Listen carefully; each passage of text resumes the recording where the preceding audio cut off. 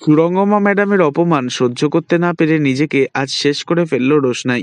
হ্যাঁ বন্ধুরা, ধারাবাহিকের আগামী পর্বতে আমরা দেখব আরণ্যকের ওপর রেগে গিয়ে গরিমা সিদ্ধান্ত নেয় আরণ্যকে কিছুতেই বিয়েটা করবে না গরিমা, কারণ আরণ্যক নাকি ঠকিয়েছে মাঝরাতে রোশনাইয়ের ঘরেতে গিয়ে। তবে রোশনাই কোনো কিছু না করা সত্ত্বেও রোশনাইকে চরম অপমান করে সুরঙ্গমা মুখার্জি। এরপর রোশনাইয়ের চোখে জল চলে এলে তখন জাহ্নবী বলে, যার জন্য বাড়িতে এত বড় একটা অঘটন ঘটে গেল, এই মেয়ে কি এখনো এইভাবেই দাঁড়িয়ে দাঁড়িয়ে কাঁদবে? মেজো কাকিমণি, রোশনাই, তোমার কি এখনো এখানে থাকতে ইচ্ছে করছে এই বাড়িতে? চলে যাও না একেবারের মতো এই বাড়ি ছেড়ে দিয়ে, কেউ তো তোমায় বাধা দিচ্ছে না। তখন রোশনাই অভিমান করে নিজের ঘরেতে ছুটে যায় আর নিজেকে শেষ করে দেয়।